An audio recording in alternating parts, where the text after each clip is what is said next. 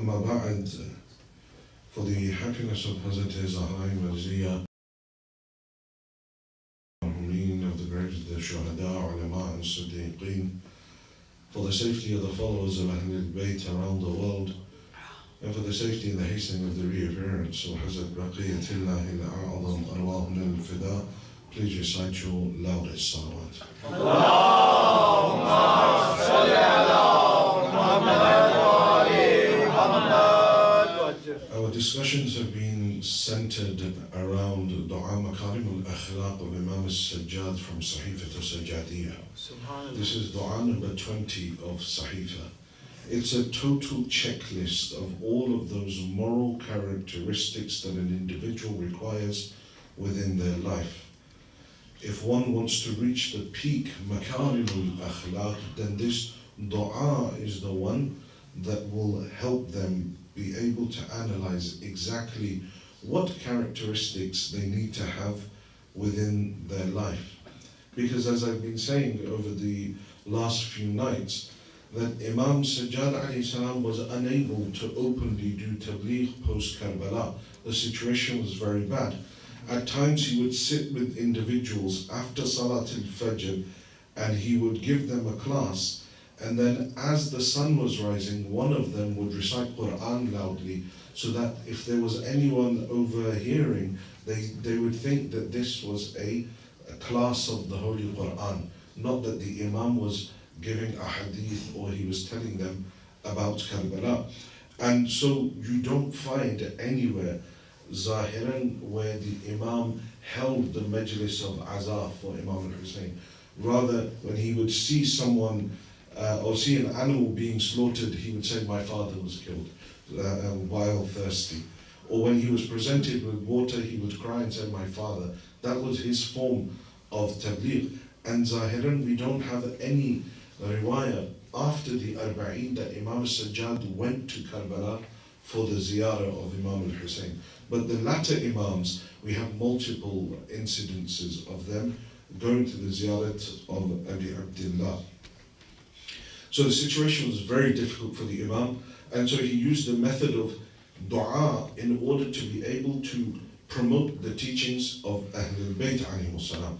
And the last 2 days we've looked at different aspects of that dua, and today I want to look at one other line from that dua. The Imam alayhi salam, he says, Ilahi wa ammirni ma kana umri bidlatan fi ta'atik. Says, oh Allah, give me life as long as that life is spent in your obedience. فَإِذَا كَانَ عُمْرِي مَرْتًا لِلشَّيْطَانِ فَأَقْبِضْنِي إِلَيْكَ. But the moment my life turns towards the obedience of shaitan, or my soul becomes the pasture of shaitan, فَأَقْبِضْنِي إِلَيْكَ. Take my life away from me, end my life. This is a very difficult dua to do. Many of these ad'iyat and many of the du'as of Ahl al-Bayt alayhimus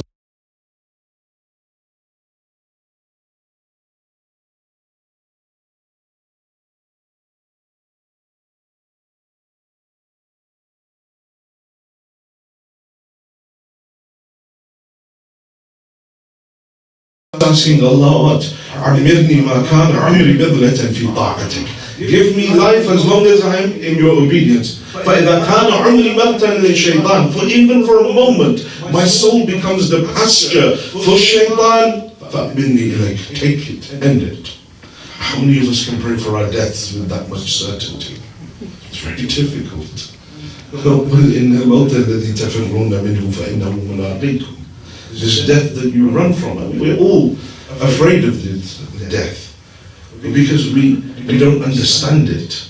We don't have yaqeen in what is after that death. When Amir al-Mu'mineen says to Harith Hamadan, he says, Ya Harith, man yamut yarani. He says, whoever dies will see me. I don't have yaqeen in that. And so I fear it. I fear that death. Whereas Sayyid al-Shuhada, when he's speaking to Abdullah ibn Umar, he says, Abdullah ibn Umar, you know, death is around the necks of the sons of Adam like necklaces hang from the necks of young women. He says, this is what death is. Imam is giving it a tashbih, a beautiful tashbih. He's saying that death is this beautiful to us. It's as beautiful as a necklace that hangs around the neck of young ladies. But at the same time, he's trying to tell us that this is how close that death is. That it's always there. It's in the forelocks. In another narration, it says death hangs in the forelocks of the sons of Adam. It's constantly around them. But we're afraid of that death many a time. But in this part of the dua, the Imam is saying, as long as I'm in your obedience, you give me life. But the moment, and note here what the Imam says, فَإِذَا كَانَ عُمْرِي مَرْتَعًا لِلشَّيْطَانِ. If my life becomes a pasture for shaitan, a pasture is what? It's like a garden or an open area, where there's flowers and there's grass and everything. Generally, when people have, because the tashbih here is the one of a goat. You know, when you take a goat and you keep a goat in a paddock, it will only stay in that area and it will eat. But if accidentally you leave open the door to the paddock and the goat comes into your garden, now the goat doesn't care whether these are your very expensive azaleas, or this is a new fig tree that you planted, or this is a new type of ornamental grass. It doesn't care. It's just going to eat everything and anything that it finds. And so Allah the Imam here is saying shaitan is like this on the soul. The soul is like a pasture for him. He comes into it and he will destroy everything inside. He will get into every aspect of your soul, every aspect of your life. If you let him get in, he will destroy everything. And inshallah tomorrow, we're going to look at the various attacks of shaitan. And what does he mean in the Holy Quran when he says to Allah that, oh Allah, I will come to the sons of Adam from in front of them, from behind them, from the left of them, from the right of them. What is exactly meant by that? Because each of those avenues is a different attack of shaitan using a different type of sin to be able to gain control over the children of Adam. So if you give him a chance, he will come in and he will destroy everything. But before that happens, in this part of the dua, we're saying, Ya Allah, if that was ever to happen, end my life before he gets full control. Hajjaj bin Yusuf al-Thaqafi al-Mal'un, he says to somebody, he says, that do a dua for me. So this man raises his hands and says, Ya Allah, end the life of Hajjaj very quickly. He says, what sort of dua was this? He says, Hajjaj, this was a good dua. He says, number one, the people will be safe from your shar, from your evil. Number two, if God ends your life quickly, you won't accumulate more sin. So it's a merciful dua for you. Yeah. So he prays it. It's a very merciful dua that the man is making for him. But the fear of death is there. دشمنان اهل بیت باللعنت امام زین العابدین سید الساجدین بلندتر صلوات اللهم صل على محمد و آل محمد. So the Imam is saying, عمرني ما كان عمري بذلة في طاعتك. Allah give me life. As long as that life is spent in your servitude. Life is an opportunity given to us by Allah subhanahu wa ta'ala. And Amir al-Mu'mineen, he says, says, an opportunity are like clouds. Grab hold of them before the opportunity passes you by. You hear many people often, they say, oh, you know what, I could have started this business so many years ago, I had this idea, but I just thought, no, maybe not now. And now these other guys have done it and they've made it. Why? Because I was given the opportunity, but I didn't grab hold of it. Tawakkal ala Allah and grab hold of the opportunity. It says, that opportunities are like clouds. Don't let them pass you by. Grab hold of them. And opportunities are of three types. There is the missed opportunity due to whatever it may be, weakness, ghafla. No, it's an opportunity that passes us by. The second is to utilize an opportunity but end up with a bad outcome, all for a bad outcome. The third is to utilize an opportunity for a good outcome. And all three of these, we have different examples throughout history. When it comes to a missed opportunity, look at Ubaydullah ibn al-Ju'fi. Imam al-Hussein approaches him before Karbala, says, I know that you are against my father Ali in Siffin.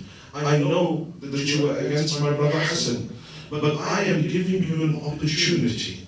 Come and join me, and I guarantee you the shafa'ah of my grandfather on Yawm al-Qiyamah.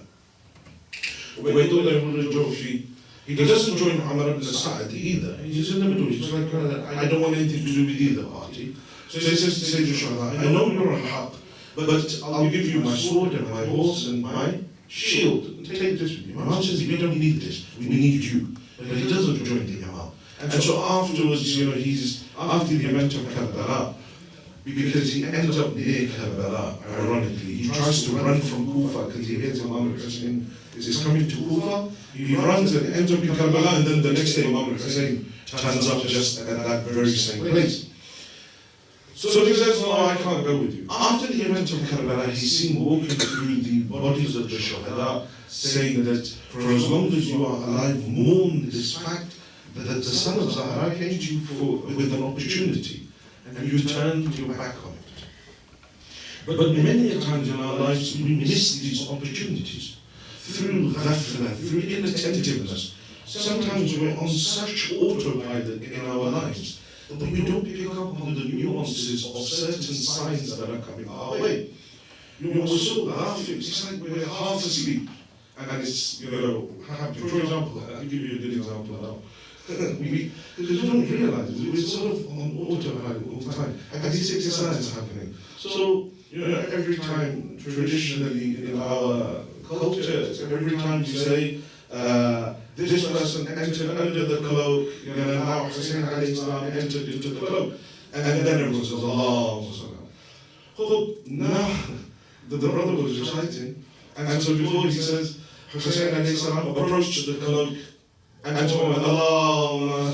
Because we're not listening, we're not, it's just culture, it's just tradition for us. We're not focused on the words. We don't know what's being said, because we have, number one, we don't have that connection with the Arabic language. And then number two, because we're just sitting there, ghafil all the time, totally inattentive of what's going on. And there's so many different examples that happen that, we're reciting. For example, the Quran is being recited. Now, we have a habit, culturally, every time whoever is reciting the dua stops, Ameen, Ameen. What are you doing Ameen for? All I said was, my Lord, where is my rest? Is it on the mountain? Is it in the sea? Ameen. There's no dua there. What are you Ameening for? But because we don't understand, because we don't bother reading the translation, we end up in this situation. Some years ago I was in Karbala for Ziyara, and a group of us, mostly Indian, Pakistani youth, had come from England, and we went to see Sayyid Taqi Mudarrisi. So he started his speech, like we were all sitting in there, and he was giving his speech. So he begins, Ikhwani wa Ikhawati, and he is now welcoming everyone. I look around the room, and there's 2 or 3 guys there, and they've got their hands raised like this. Well, he's welcoming us, he's saying so, he's not doing dua, but they think, oh no, he's reciting Arabic, and so he must be doing dua. This is that ghafla that we're talking about. This is that we're totally inattentive. We can't differentiate the nuances of what is dua, what is conversation, what is... And these are the big problems that we need to tackle within our lives. I was speaking to someone, and they were talking about all this taking jinns and exorcisms and things like that. And he was telling me of a case of a young lady who was claiming to have a jinn inside her. So they took her to an Iraqi exorcist. And so the exorcist, he said, look, she was like, no, she's acting crazy. She says, I've got a jinn in me, and she's acting out. So he said, okay, no problem, just bring her, sit her down here. So he sits in front of her and he says, Bismillah, he goes, I'm going to recite some Quran to see if I can invoke a reaction from this jinn. So he says, Bismillah ar-Rahman ar-Rahim, al-Anab wa-Tamatim wa... Okay? So he says, in the name of Allah, grapes and tomatoes, pineapples and melons, and he starts reading his shopping. She starts going, He says, nothing wrong with that. I'm reading a shopping list, the chief pretender. Get rid of that. So, in this situation, when we're ghafil of these things, we end up making certain mistakes like this. So this ghafla that a person has within themselves, although it applies elsewhere, but it will also make us miss opportunities within our lives. The second is when you utilize an opportunity to get to an evil end. Umar ibn Sa'ad is a classical example of that. That he was a person that Zahiran in Kufa was a pious man.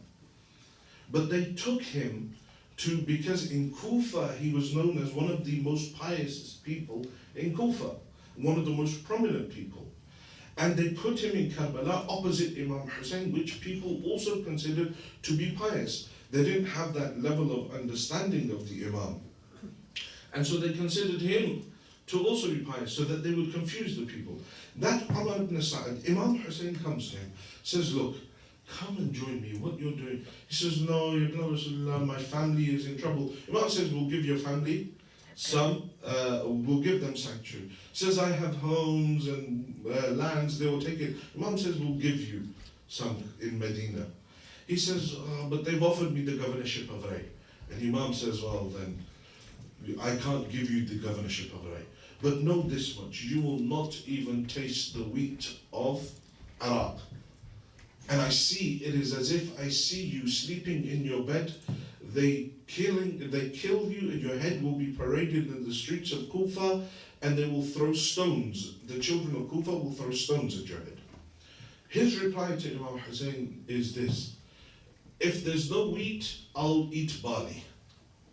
That's opportunity. Imam Hussein is calling him. I guarantee you the shafa'at. Same thing said to Ubaydullah ibn Rajofi.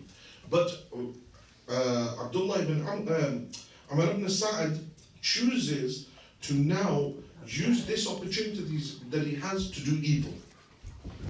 And so he goes across and he does evil with it, and eventually goes to becoming eternally damned.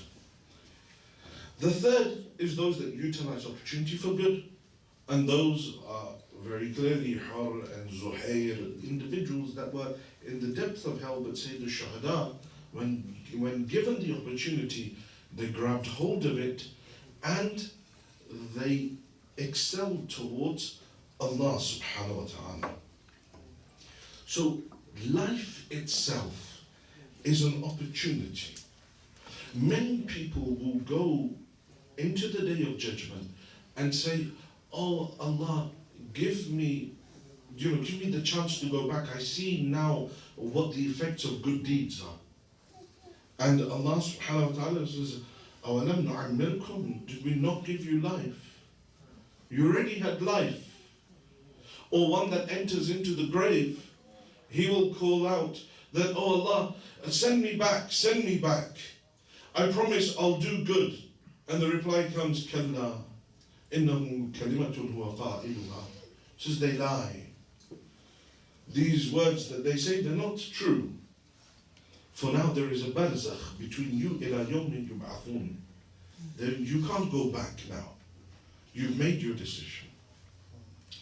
So many people will reach that point and be full of regret. That's why one of the names of Yawm al-Qiyamah is Yawm al-Hasra. It's the day of regret. How I wish I had done this. How I wish I had done this. So the Imam is saying, أَمِّرْنِي مَا كَانَ عُمْرِ بِضْلَةً فِي طَاعَتِكَ. Allah give me life, as long as that life is in support, is in ubudiyah of you.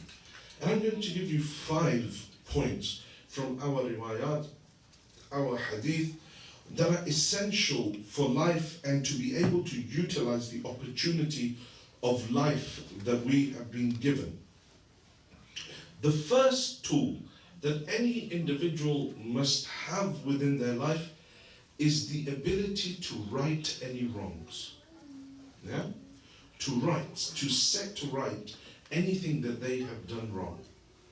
The opportunity to do this will help correct one's life.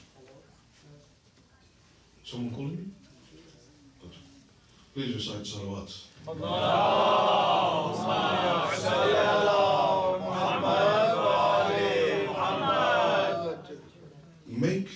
Make right any wrongs that you have done. So, up until the age of 40, an individual has the opportunity to be able to correct anything within their life.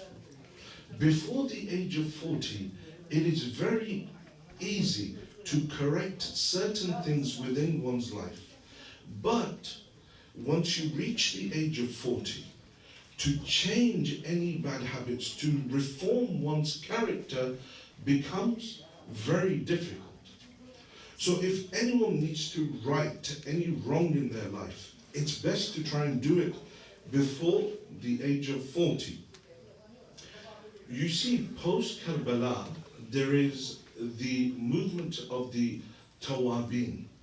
In 64 Hijri, so in 61 is the event of Karbala, 3 years later, under Sulaiman ibn Surad al-Khuzai, there is a movement that takes place in Kufa. Individuals who say, we didn't go and help Imam al-Hussein. Remember, not everyone in Karbala or in Kufa was against Imam al-Hussein alayhi salam. A lot of people did turn against, and 20 or 30,000 of the army of Yazid were from Kufa. But there were a lot of people, a lot of Shias in Kufa that couldn't leave Kufa in time, were unable to leave Kufa, or reached later. For example, or even from Basra, you have someone by the name of Yazid from Basra. There's Yazid ibn Suwayt and him and his 2 sons, they reached Karbala. But one of the heads of the tribes of Basra that Imam writes a letter to, by the time he's gathered his people and he leaves Basra, the event of Karbala has ended. So there were these people alongside other individuals who then started this movement of the Tawabin. So even though they weren't there in Karbala, some of them were in prison, some of them couldn't leave because the pressure was so much from Ibn Ziyad. It was impossible for them to be able to leave the city of Basra. But Sulaiman ibn Surad stands up and he says to the people, and he gives a speech. He says, "Oh people, our example is like that of Musa, of Bani Israel. Musa went up to the mountain and he stayed there for a while, but then, while he was there, 30 days he told them, Allah increased it by 10 more. While he was there, his people deviated. The Samari created the golden calf and they began worshipping him." He's given the example. He's saying, we are like Bani Israel. Imam Hussein is like Musa. He went, we deviated. Says, "Oh people, let us change what we have done. I'm going to start a revolution, who is with me?" So all these people stand up with Sulaiman. And this is known as the movement of the Tawabin. There are about 5 revolutions that happened after the event of Karbala. So now, the Tawabin, they rise. First thing they do is they go to Karbala, and they do the ziyarat of Imam al-Hussein. They cry and they ask for forgiveness at the grave of Imam al-Hussein. They do tawbah there, hence why they call it Tawabin. They do tawbah. And then they go and they rise and they start a revolution. But eventually they're all killed by the army of Yazid and the revolution is quashed. But the point being, at least they tried to do something to right their wrongs. If it was later, that's, we don't have anything about, anything to say about what their aqidah is like, what their end is like. But the fact is that they tried and change their situation. When Ahl al-Bayt returned back to Medina that same year, I said Imam Sajjad couldn't do anything. Sayyidah Zainab wasn't alive for more than a year or 2 years after the event of Karbala. And then, as I said in the first lecture, that she left Medina very soon because of the famine, because of all these other things that were going on in Medina. And she either went to Sham or she went to Egypt. And we discussed this, that like ulama Ayatollah Mar'ashi Najafi were of the opinion that the true grave of Sayyidah Zainab is in Egypt, is in Cairo, in the Sayyidah Zainab area. But others have said no, it's Sham. But others have said no, they're both correct, because Imam al-Hussein had Zainab al-Kubra and Zainab al-Sughra. Now we don't know which Zainab is where exactly, but they are both the daughters of Amir al-Mu'mineen and both worthy of going on ziyarat of. And both of them were there in the event of Karbala. So Sayyidah Zainab leaves. The people of Medina rise in the event of Harra underneath Abdullah ibn Hanzala, son of Hanzala Ghasil al-Malaika. We spoke about that, I think, yesterday or the day before. And his revolution happens, and then Muslim ibn Uqba comes and destroys all of these. And there are many, the Tawabin, Abdullah ibn Hanzala, Mukhtar's rising it only lasted for about 2 years. And then, he's killed by Mus'ab ibn Zubayr. And then, like this, these various revolutions happened. But by and large, the vast majority of them arose to try and correct, to change the fate that they had set for themselves. So the first thing that is very important with our lives, if we want our lives to be in the state of constant servitude of Allah subhanahu wa ta'ala, we must correct any wrongs, i.e. through tawbah, and we should never ever despair. No matter how bad the sin is, Allah subhanahu wa ta'ala will always forgive the sin. Hamid ibn Qahtaba, he is an individual who killed over 60 Sadat with his own hands. And one day someone goes to visit him in Shahr Ramadan, and he's sitting there and he's eating at the time of Zuhr. They said to him, Shahr Ramadan, why are you eating? He says, me, a person who has killed 60 members of the Sadat, do you think there's any salvation for me now? Someone goes and tells Imam al-Kadhim that this is what Hamid ibn Qahtaba is saying. Imam says, I'm not afraid of the sin that Hamid has committed more than I am of his despair, his ya'as, thinking that he cannot be forgiven. That is greater than any sin. The greatest sin is when one despairs of the mercy of Allah subhanahu wa ta'ala. If one despairs of the mercy of Allah subhanahu wa ta'ala and says, Allah won't forgive me for what I've done, that is the greatest sin. Otherwise, every other sin that you may have committed, as long as you do tawbah, Allah subhanahu wa ta'ala will forgive it. Allah is so merciful that when Fir'aun is drowning, he calls out, he says, Musa, I believe in your Lord. Musa, save me, I believe in your Lord.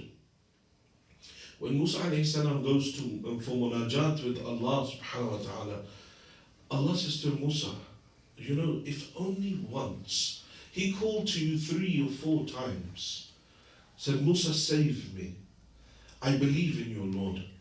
Says, Musa, I swear by my greatness, that if even once Fir'aun had said and addressed me directly and said, I believe in you, save me, I would have saved him. This is the mercy of Allah subhanahu wa ta'ala. That even with all of that sin, Fir'aun's sin was what? That he oppressed the prophets of God. But أَنَا رَبُّكُمُ الْأَعْلَى, I am your greatest Lord. He was comparing himself to God. He was saying, I am God. But Allah says, even then, if he just at that moment called to me, I would have saved him. Musa, he called to you 4, 5, 6 times. You didn't do anything. But if he just called me once, I would have forgiven him and saved him. So the first thing is to right any wrong. The second part of this righting any wrong is to pay any compensation that needs to be paid. Because there are certain sins which require a compensation alongside them. One must pay something. So Tawbah is one thing where I make the intention, Ya Allah, I'm never going to do it again. But then there are certain things that I have to do. For example, if I miss my salah, I do Tawbah, Ya Allah, I'm not going to miss my salah. But the compensation of it is that you need to do qada. Because although you've been forgiven for missing the salah, but you'll still be punished for missing the salah until you've made it up. Until you've given compensation for that. You know, as an individual comes to the Holy Prophet and he says, Ya Rasulullah, during the period of Jahiliyyah, I killed many of my daughters. Many. So Allah blessed me with 3 daughters, I buried them all. Says, I was blessed with another daughter, and my wife begged me. Said, don't bury her. Please don't bury this one. I can't take it anymore. So he says, I was forced, and I said, okay, I'll keep her. We kept her for a couple of years until she became cognizant and she became aware of things, and she would run around, she would call us. You all know a 2-3-year-old daughter, a child, what sort of things that they have. Recite salawats. Allahumma salli ala Muhammad wa ali Muhammad. Allahumma salli ala Muhammad wa ali Muhammad. Sorry, if you wanted to sit on the chat. No. So, he says, now she was 2 or 3 years old, and I brought her. My wife had gone somewhere, and in my mind was still that hate of the fact that I had a daughter. So he says, I took her out into the desert. I dug a grave, and I laid her inside it. She thought I was playing. So when I began to throw the earth on her, she thought I was playing. She was laughing. Until the earth, I began pouring it on her face. She realized it wasn't a game. So she started kicking and screaming, trying to get away. She says, Ya Rasulullah, I held her down until I killed her. And I buried her there. So Ya Rasulullah, then I became Muslim. But what is the compensation for those actions that I've committed? The Holy Prophet says, is your mother alive? Go do the khidmah of your mother. He says, no, Ya Rasulullah, my mother has died. He says, then the Prophet says, okay, fine. Go, is your mother's sister alive? He says, yes. He says, go and do the khidmah of your mother's sister. This will be the recompense of that sin. Meaning, no matter how heinous the sin is, there is always forgiveness. There may be a compensation to pay, but there is never a moment that an individual should ever despair of the mercy of God. Someone else comes to the Holy Prophet, says, I've committed many sins, what's the recompense? The Holy Prophet says, make your sajda longer. Longer sujood will forgive your sins. There's a compensation for everything. Though I may have committed haram, I've looked at something haram, I've done istighfar, but now the recompense of that is I must look at something halal. For example, the Quran. I continue to look at the Quran, I read the Quran. Or if I've spoken ghiba about someone and I can't find the person for them to be able to forgive me, then for as long as I'm alive, I need to do istighfar on their behalf. I need to do dua on their behalf. I need to do as much as I can on their behalf, So that in the hope that when Yawm al-Qiyamah comes and they grab hold of me and they say, Ya Allah, this person did my ghibah, that I can say to Allah that, Ya Allah, I tried to do as much as I could in order to balance it out. And maybe that person will choose to forgive me on that day. Because Haqqun Nas is not on Allah. Allah leaves it upon the ibad, upon His creation, upon the makhluk. You choose, you decide what you want to do. This person did a ghibah about you. This person stole from you. You choose. Do you want them to go to hell? Or will you forgive them and let them carry on into heaven? So every action needs to have a recompense. But that compensation, that recompensing of whatever that sin may be, has to be relative. Like, it's not some people get overly excited about certain things. Like when Abu Lubaba, he commits treachery or treason with the Holy Prophet. When Qurayza, he goes and he's the arbitrator between them. They're at war with the Prophet. And they say to him that, Abu Lubaba, the Prophet has sent you, we know you for years. What will happen if we submit to him? Should we submit to him? And he just says, yes, but he makes this sign, saying, you'll be killed. Which wasn't the case. But when he did this, he realized what he had done. He runs out and he ties himself to the pillar in Masjid Nabi. He says, do not untie me until Allah has forgiven me. 15 days he has himself tied to that pillar in Masjid Nabi.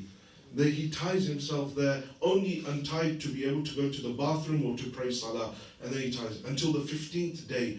The ayah comes down that his tawbah has been accepted. What is beautiful about this is that the Holy Prophet, they come and they tell him, and the Holy Prophet says to his wife Salama, he says, by Allah, if only Abu Lubaba had come to me directly and asked me to ask Allah to forgive him, he would have been forgiven by now. But because he chose to go to Allah direct, he has to wait. Nare Takbir! Nare Risala! Nare Haidari! Haidari! Hussainiyat! Yazidiyat! Janab Rasool Khuda! Khatmul Anbiya! Buland Tar Salawat!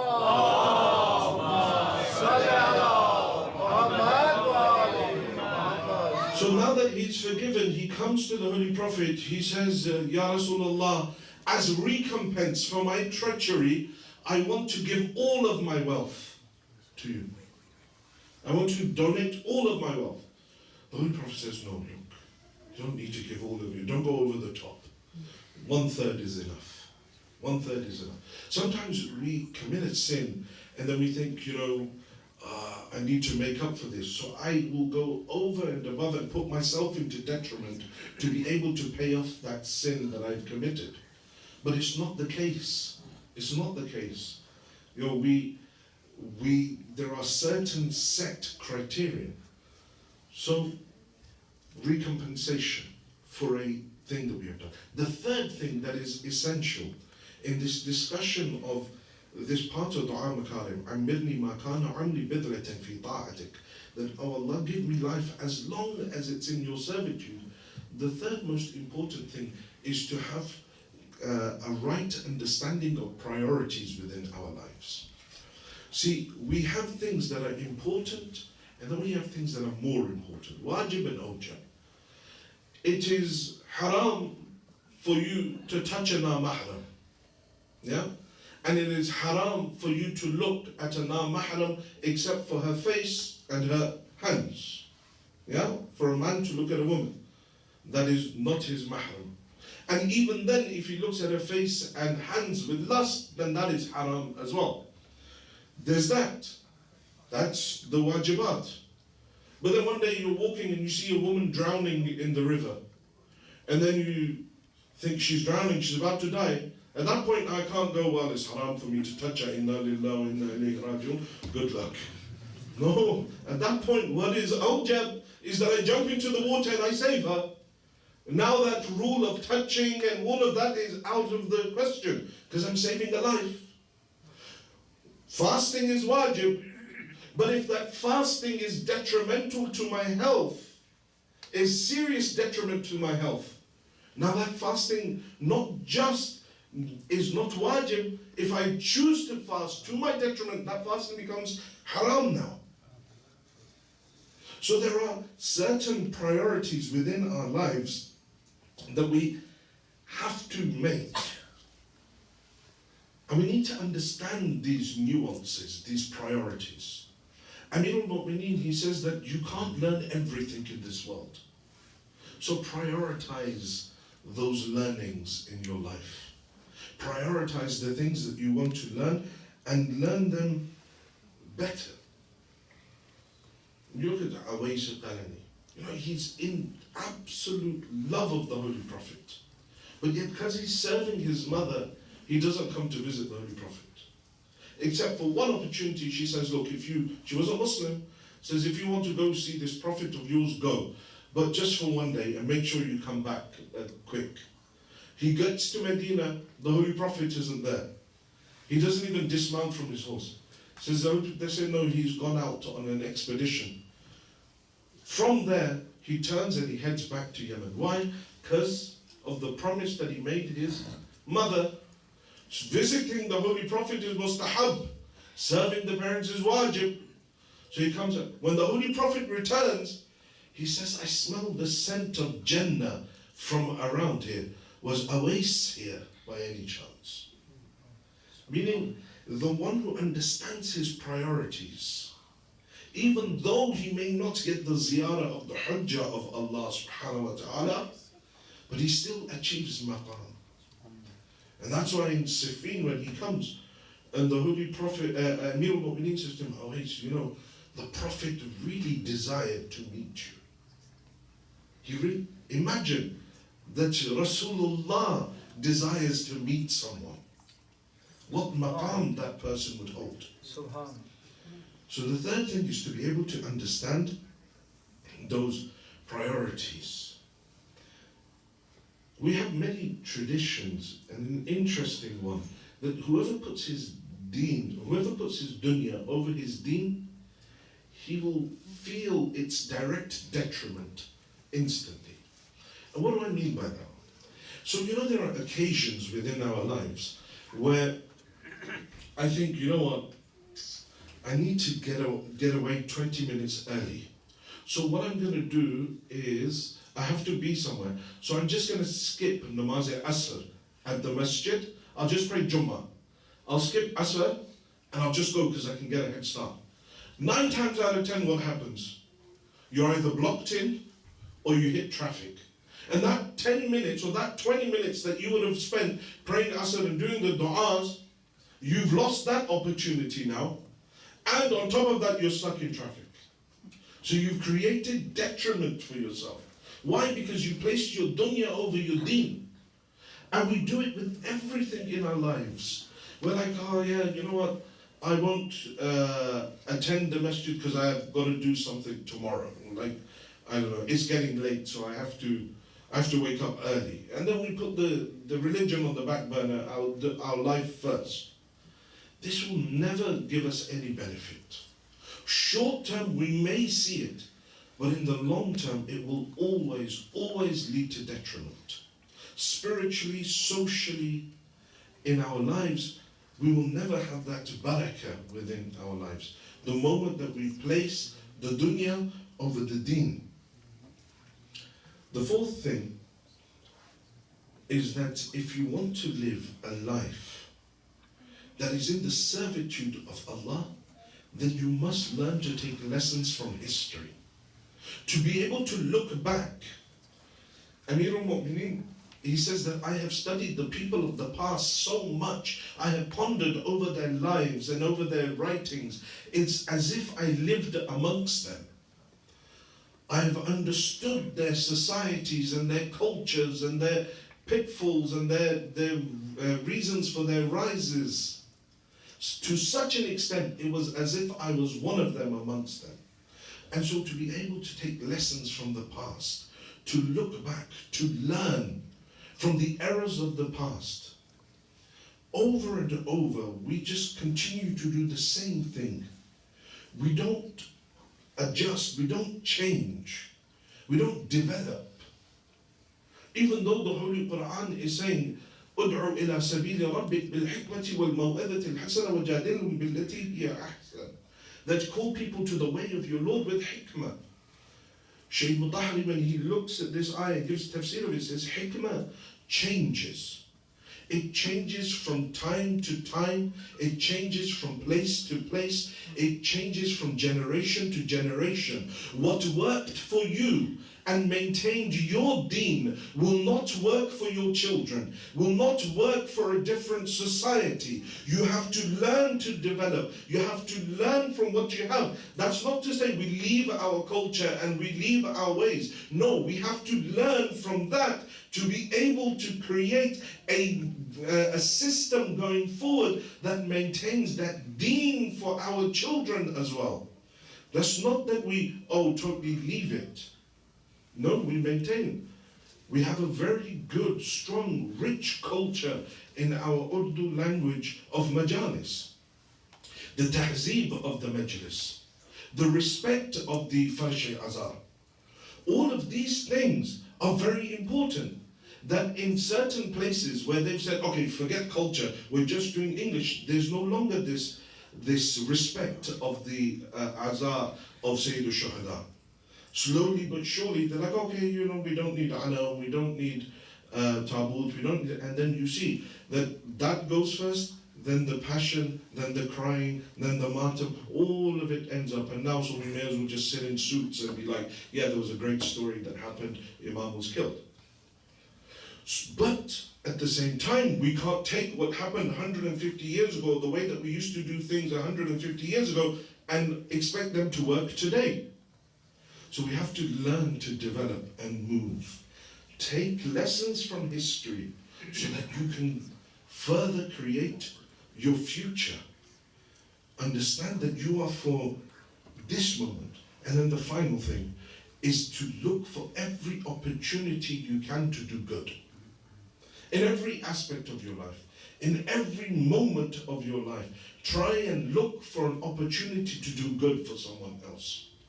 If it is just for yourself, tasbih, if it is for someone else holding open a door to, to come and clean the Husayniyah, or to come and sweep, or to come, just do some action of good. When it talks about Yahya and Zakaria alayhi salam, one of the sifat that Allah says about them, says, يُسَارِعُونَ فِي الْخَيْرَاتِ. They would run to do good. For us, we're like, yeah, we'll do good if it suits my timetable. But if I can't work my timings around it, then I'm not going to change my life to be able to do any sort of good. And so to be able to run towards doing good, to understand that don't say tomorrow. We have this narration, right? He says, don't say tomorrow, tomorrow, tomorrow. You have been created for this day, so live in this day. Those that think about tomorrow, don't ponder over the past and don't dream of the future. Know that you are within this day and you have been created for this day, so do the best that you can do on this day. With your ibadat, with your actions, do whatever you can do to the best of your ability on this day. So the first part of this section, the Imam says, "O Allah, amirni ma kana umri bidlatan fi ta'atik." O Allah, give me life for as long as that life is in your obedience. فَإِذَا كَانَ عُمْرِي مَرْتًا لِلشَّيْطَانِ فَأَقْبِلْنِي إِلَيْكَ. But the moment my life turns towards the obedience of shaitan, end it. Because that life that slowly allows shaitan to enter into it, that life that slowly allows shaitan to permeate into every aspect of it, the result of that is Karbala. The result of that are the atrocities that were committed upon the daughters of Ali and Batul.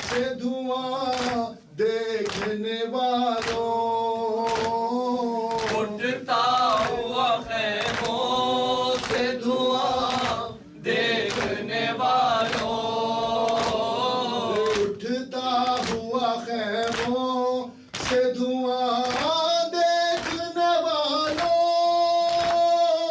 इस्लाम के घर में है लगी आग बुझा दो कैसे हो मुसलमान चरागों को बुझा दो कैसे हो मुसलमान चरागों को बुझा दो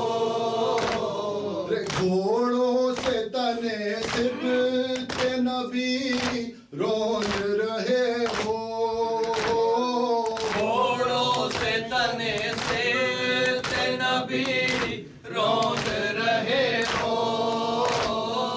घोड़ों से तने सिबते नबी रोन रहे हो घर पे है बहन रंग की जरा खास जरा उठा दो कैसे हो मुसलमान चरागों को बुझा दो कैसे हो मुसलमान चरागों को बुझा दो इस दिन के लिए पाला था क्या बिन्ते नबी ने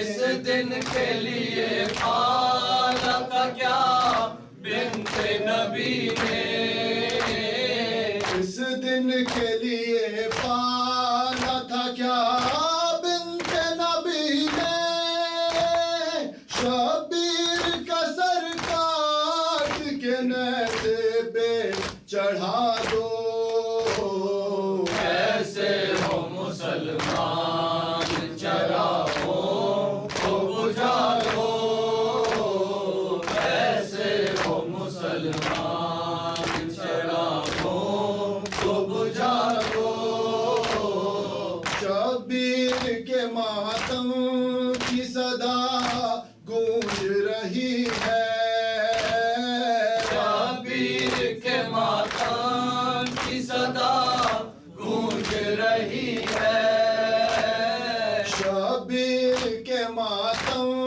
की सदा गूंज रही है उठो मेरी आवाज से आवाज मिला दो कैसे हो मुसलमान चरागों को बुझा दो कैसे हो मुसलमान चरागों को बुझा दो घबरा के तमाचों से ये कहती है सकीना घबरा के तमाचों से ये कहती है सकीना घबरा के तमाचों से ये कहती है सकीना अच्छी फूफी अम्मा मेरे अम्मू को बुला दो कैसे हो मुसलमान चरागों को बुझा दो कैसे हो मुसलमान चरागों को बुझा दो रे शहजादी ये कौन खुले सर है रिदा दो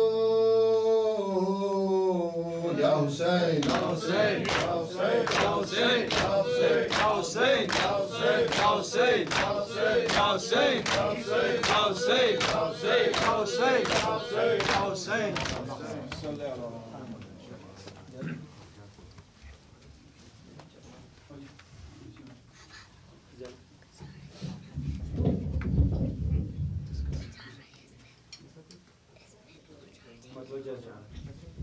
متوجه زيارت السلام عليك يا رسول نبي الله السلام عليك يا رسول الله، السلام عليك يا حجة الله، السلام عليك يا باعث الهدى،